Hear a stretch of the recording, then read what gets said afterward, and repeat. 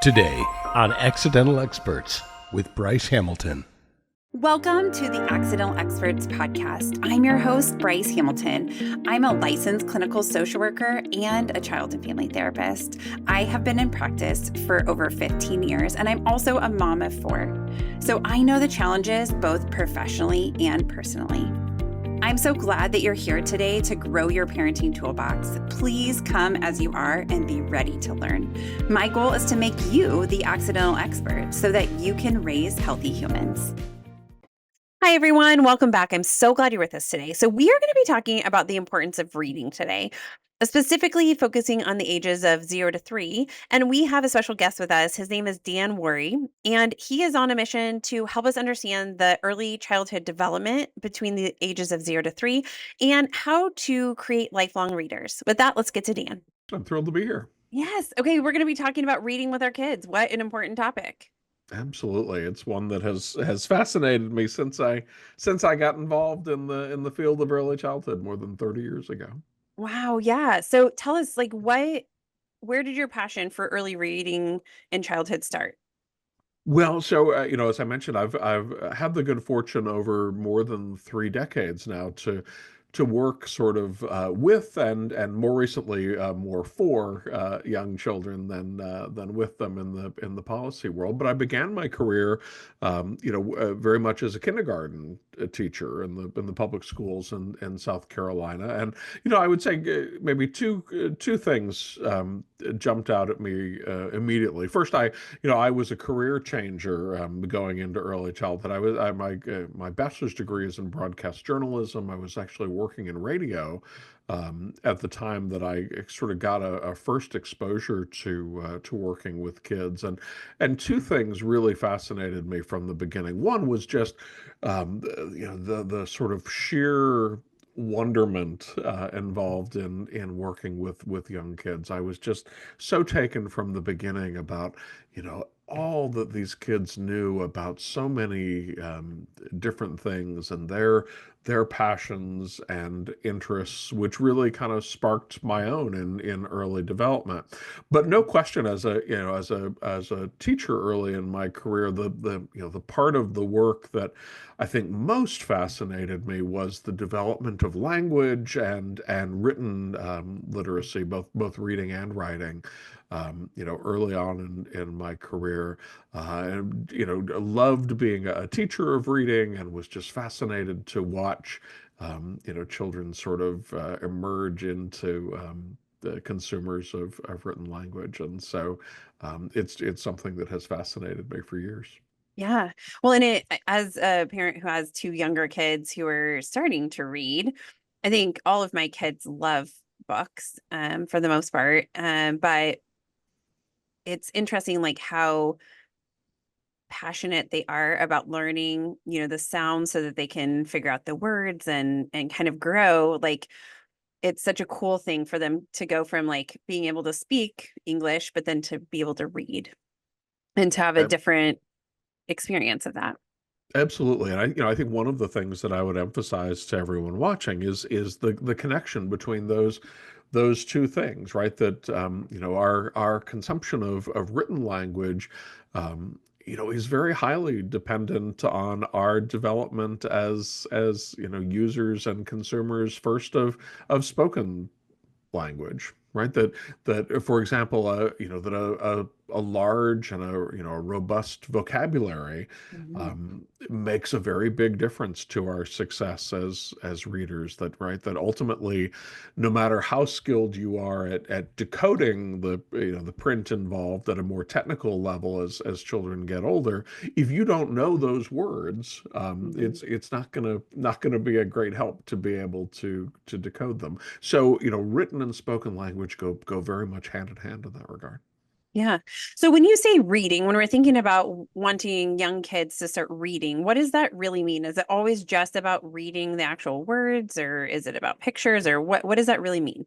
Yeah, well, I think of reading broadly as sort of the process of constructing meaning from print. And so, though I began my career as a kindergarten teacher working with 5-year-olds who were, sort of for the for many of them, at least for the, for the first time, getting into that kind of very direct interaction with the print, right? And you mentioned the letters and letter sounds and all of those things.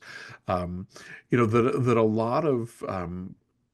a lot of early literacy knowledge actually, finds its roots way before children enter kindergarten. In fact, I think increasingly the science is clear that that some of that learning actually begins even in utero. That we have fascinating studies now that look at, in particular, the third trimester of pregnancy as children's hearing becomes active. And they begin taking in their first sounds in the world, right? That they the very first things that they hear are their mother's heartbeat and blood circulating, their kind of digestive sounds, but also very much initially the rhythms and the patterns and the tones of their mother's language. And so that we know that that infants that are just hours old, or even less, recognize their mother's voice at birth, and also are have been shown now through some fascinating research to recognize again the rhythms and the patterns that are unique to their mother's native language. And so we know through these fascinating brain imaging studies now that that babies just, hours after birth, that their brains light up very much preferentially to, when they hear their mother's native language, in ways that maybe they don't when they hear recordings of other languages. And so it's fascinating to know that that our brains are beginning to sort of wire themselves and organize themselves around around what will be their native language, even before they come into the world. Yeah, that's amazing. So why should we be reading to our kids, and what positive or negative impacts do you see long term with that? Well, I mean, certainly don't see any negative impacts from reading to kids, but I can talk a little bit in a minute here about maybe the negative impacts of not doing that. Again, my work in recent years has been so much more focused on the period from prenatal to three in particular. And so, um, again, to this point of that early exposure, there's a lot to reading. I mean, it's a terrifically complex um, set of skills that actually has a lot to there's a lot more to it than I think maybe sometimes as like parents of rising kindergartners we might think, right? That we the first things that we think about are things like letter sound correspondences, for example, and those are terrifically important ultimately to the technical process of reading. But there are important skills that are learned, through that early exposure to books, right? That we, Mhm. by modeling reading from an early age, that young children, first off, get a sense that that reading is enjoyable, that it is something that is a practice that their parents value and participate in themselves. They begin to develop knowledge of things as simple as how books work, right? That Mhm. we as teachers call these like concepts of print, right? That there's a front cover and a back cover, and that we read from left to right, and that that the print holds a meaning that stays the same each and every time that we read it. And so young kids, um, maybe not initially through like super formal instruction, but just experientially, begin picking up some of those important concepts around how reading works. But then it's also very much a process through our language acquisition. One of the very important early skills involved in decoding print is something called phonemic awareness, which is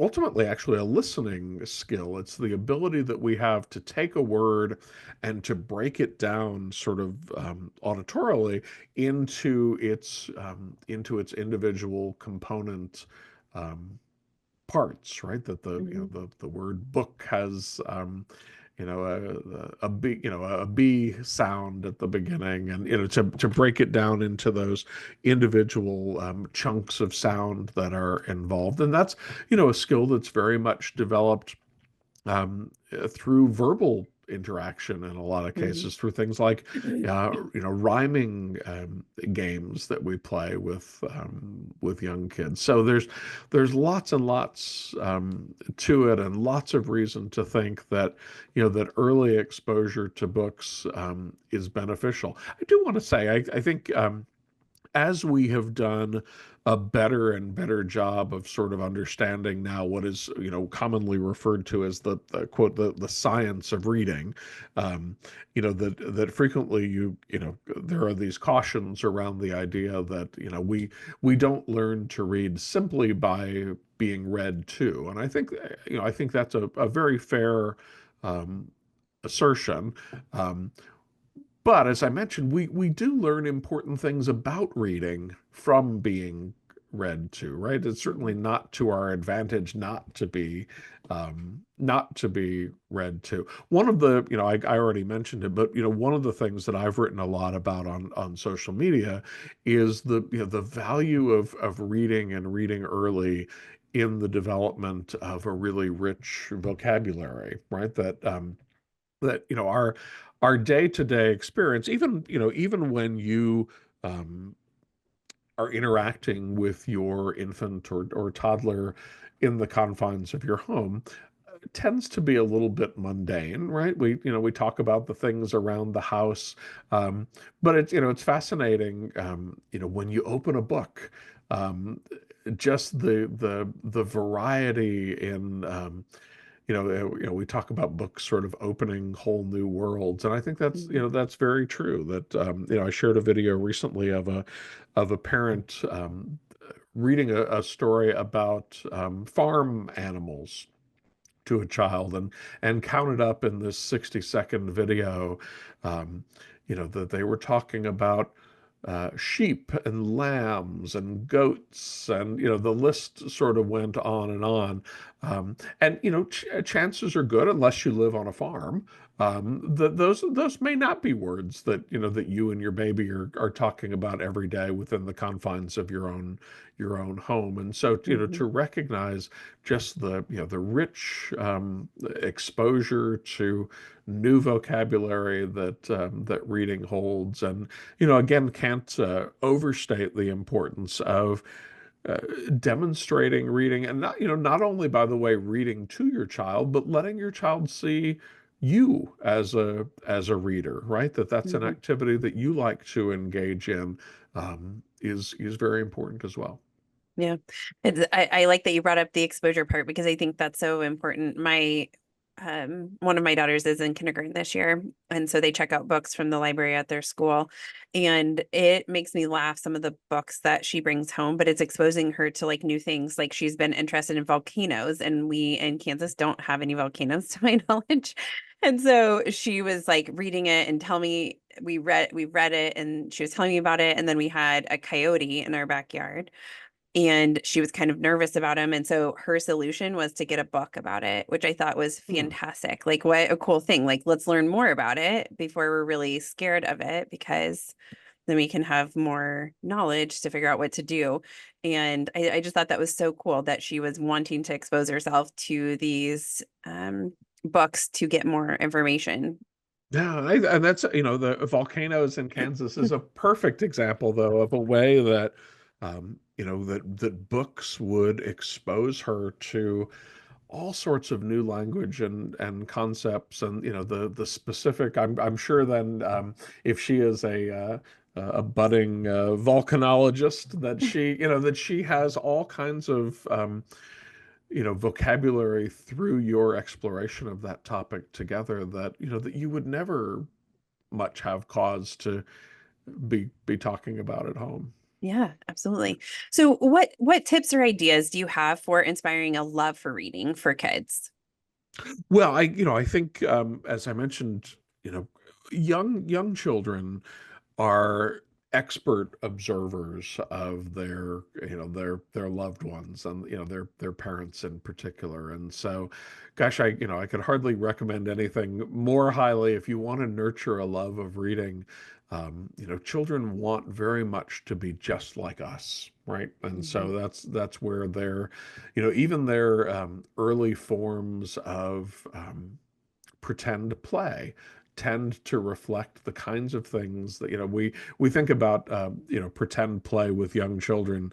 We think about them playing as astronauts and as princesses and cowboys, and all of those kind of cliched childhood imaginary play topics. But young children's very earliest forms of play don't tend to involve any of those things. That you might have noticed that your children's very earliest imaginary play probably looked a lot like things that you're doing around the Mhm. house, right? It's Mhm. one reason that, for example, that baby dolls are such a wonderful toy for young children, that they tend to model and mimic the things that they're exposed Mhm. to day. And so, that's one reason why, like, baby dolls, or like kitchen play sets, and that, I mean, just the kinds of things that they experience in their day-to-day lives are so important. And so letting your kids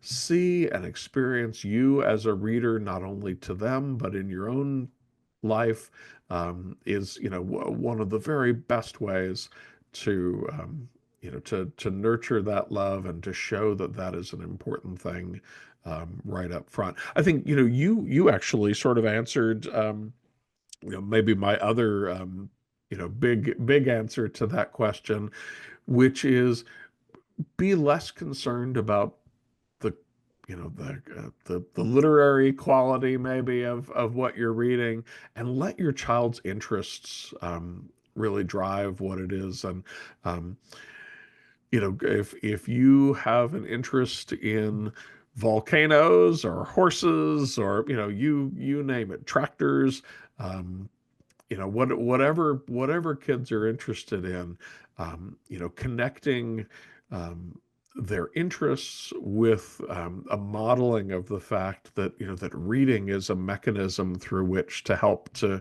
explore those things, is just a wonderful way to demonstrate the value of literacy.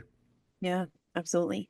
So what do you think parents need to know about this developmental stage, this 0 to 3 part that maybe they're not as aware of? Yeah, well, so I mean, I think on the literacy front, I mean, this book that I've written actually is sort of centered around what I call the three simple truths of early development, and I think we can think about them in terms of literacy as well.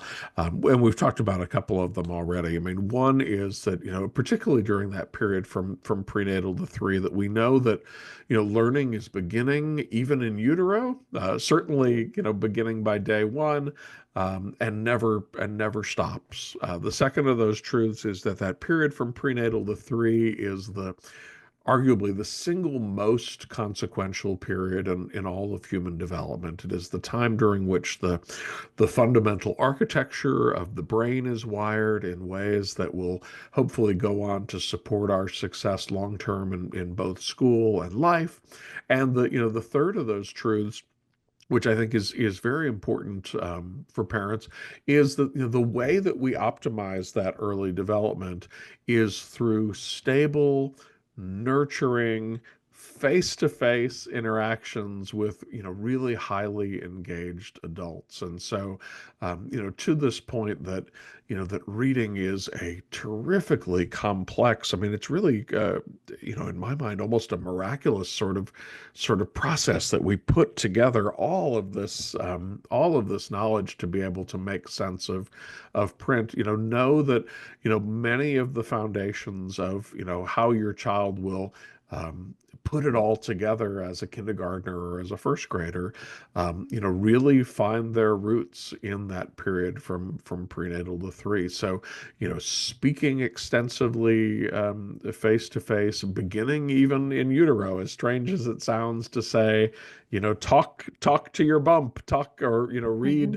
read to your baby in utero. Obviously, they're not picking up vocabulary at that point, but are starting to recognize again the rhythms and the patterns of mom's native language, what will become their native language, exposing them to books, playing games with language, rhyming, um, talking about the print in their environments, right? That we Mm-hmm. it's fascinating to see how quickly really that young children come to start to make those associations between print or symbols that they see in their environments and meaning, right? Uh, that the McDonald's arches Mm-hmm. might early on mean to them French fries, for example.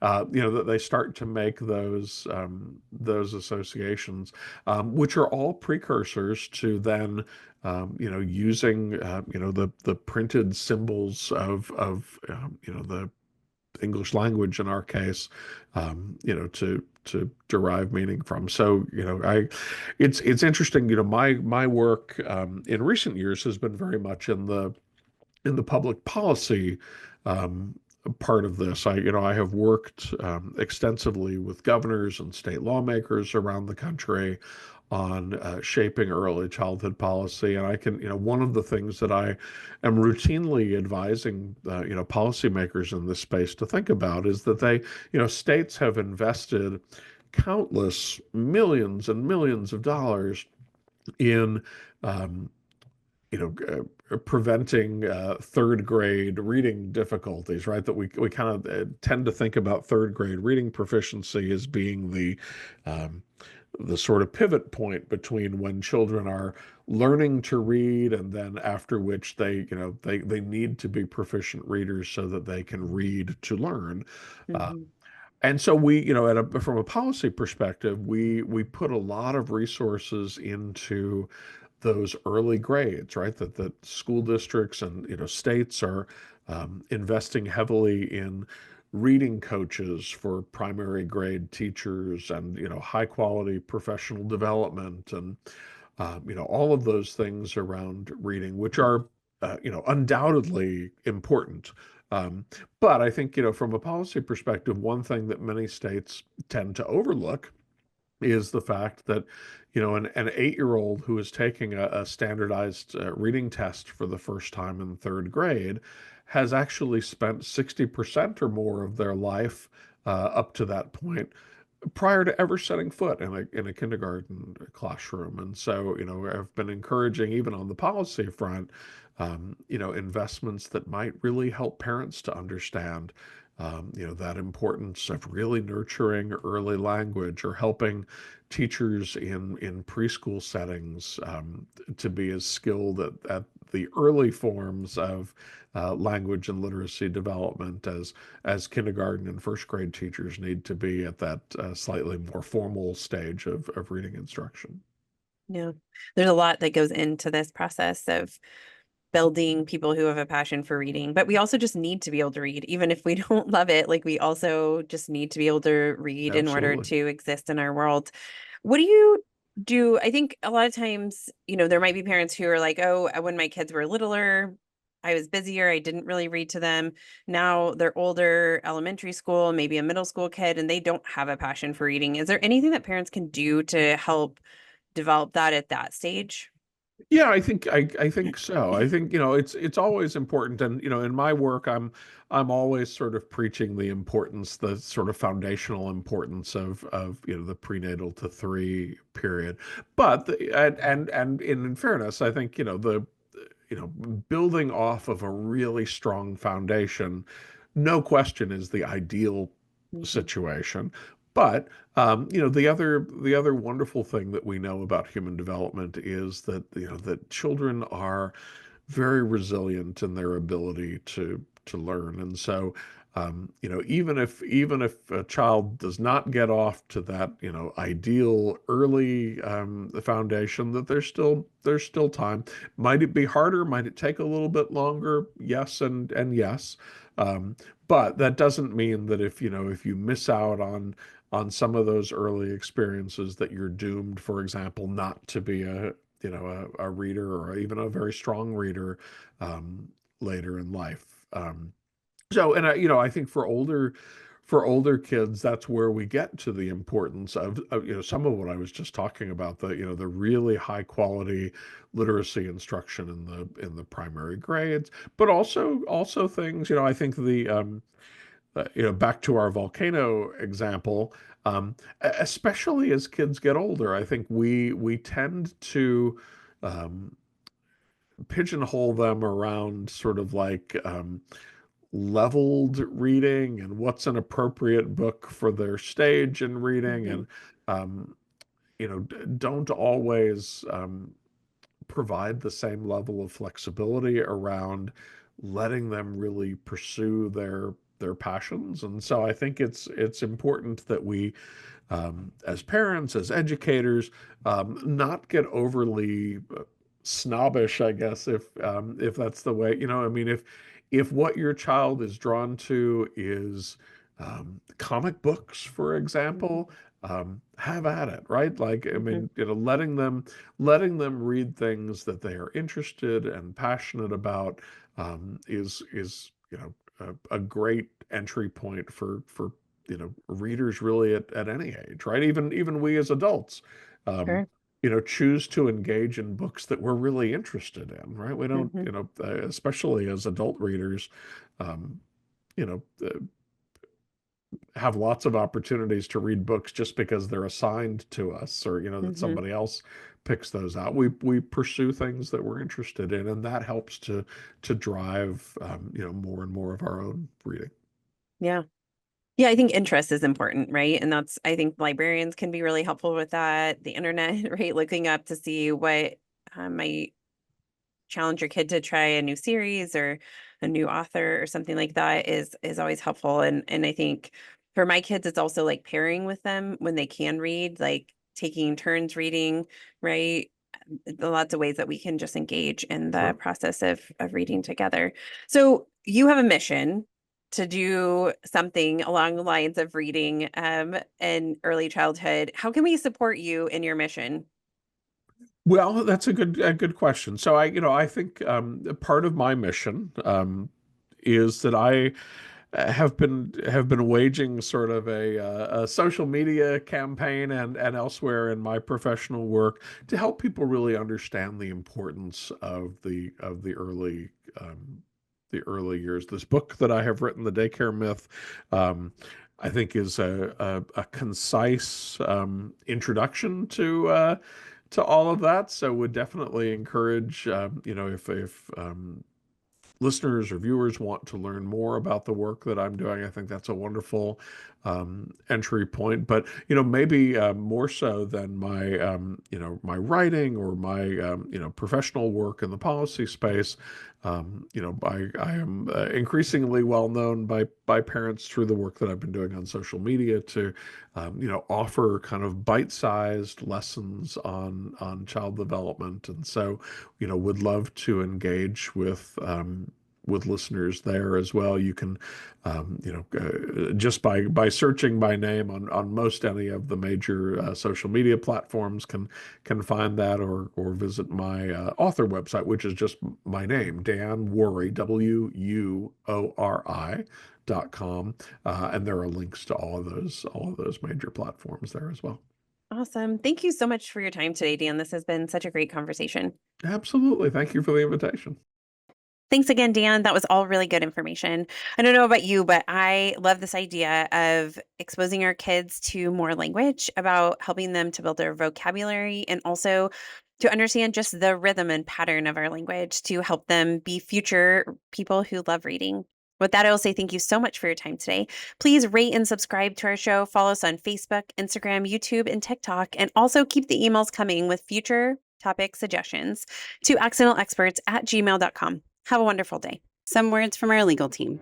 The information presented in this podcast is not intended or implied to be a substitute for appropriate professional advice, diagnosis, or treatment. All content, including text, graphics, images, and information contained on or available through this podcast, is for general information purposes only. This podcast makes no representations and assumes no responsibility for the accuracy or information on or available through this podcast, and such information is subject to change without notice. You are encouraged to confirm any information obtained through this program with other sources and review all information regarding any condition or treatment with the appropriate professionals. What we're saying is, yes, I am a real therapist, but I'm not your therapist.